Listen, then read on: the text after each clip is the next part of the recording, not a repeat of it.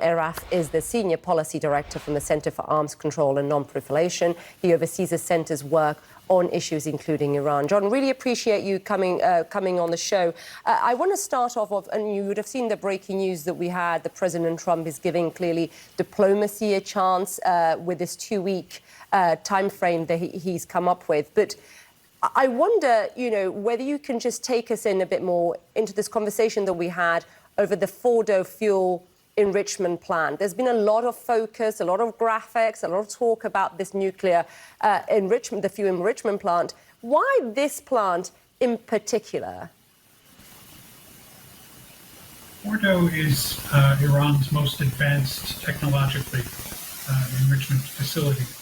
It's also the best protected. It's buried deep, deep underground and was specifically designed to withstand military action, to be survivable in the event of an attack specifically from Israel.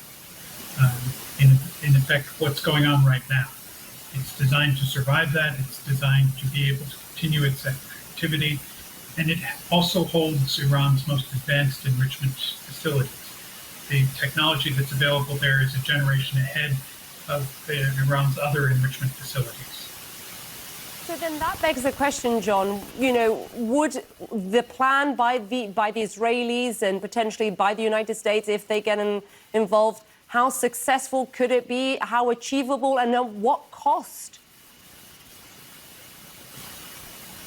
The Fordo plant was designed specifically to survive military action.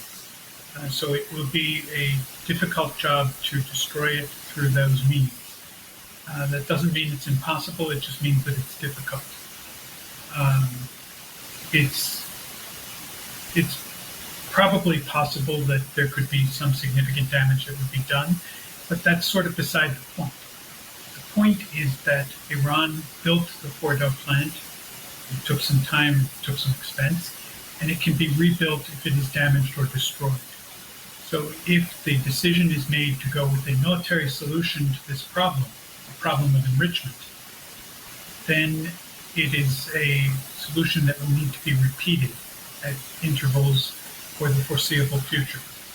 Iran can rebuild and rebuild and rebuild, and then it would have to be redestroyed and redestroyed and redestroyed. Yeah, exactly. Just going after Fordo doesn't make the nuclear threat, I assume, go away. But a chunk of what we do know, and I know you've been speaking to our teams here at CNN, we know 5 tunnels under a group of mountains. It's got main halls estimated to 80 to 90 meters deep. Much of this information regarding furlough, much of it comes from a trove, from what I understand, John, a trove of Iranian documents that was stolen years ago by Israeli officials. How confident should we be about this intelligence? I can't comment on the intelligence or its reliability. That's for the intelligence community to work out and decide. It's my understanding that the intelligence officials who have seen these documents and evaluated them felt that they were fairly accurate and that they can have a degree of confidence in the reliability of those plans at the time at which they were obtained. That was several years ago, and so things may have changed in the interim.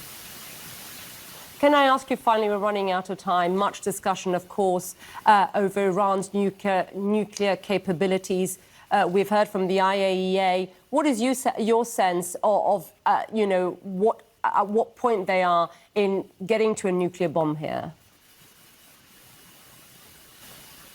It's not likely that Iran actually has developed nuclear weapons. It's been very clear, however, that their policy over the last several decades has been to develop the capability to be able to put together a nuclear weapon on short notice should they make a decision to do so. That is, to walk right up to the brink but not cross over. That's what makes everybody very nervous, that they would have the capability on short notice to cross that threshold, develop a nuclear weapon, and then be able to use it against one of their neighbors or Israel in a very short amount of time. John, really appreciate you taking the time to speak to us. Thank you very much indeed. Now.